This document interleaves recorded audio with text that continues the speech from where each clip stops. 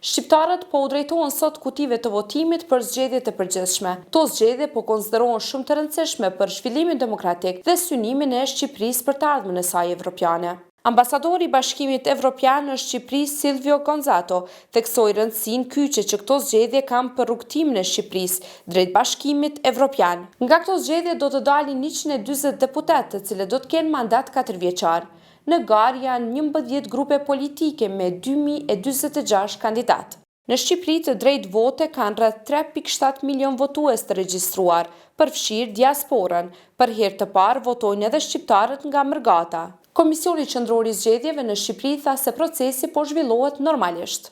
Por sipas KQZ-s ka pasur një raportim ku pretendohet për intimidim të votuesve dhe ka raportime për prezencë të kandidatëve për deputet pranë qendrave të votimit. Deri në orën 12 kanë votuar 22.84%, që është më pak se në zgjedhjet e kaluara. Në këto zgjedhje po përballen kryeministri në largim socialisti Edi Rama dhe kundërshtari i tij Sali Berisha i Partisë Demokratike. Qendrat e votimit në Shqipëri, të cilat u hapën në orën 7 të mëngjesit, do të mbyllen në orën 19.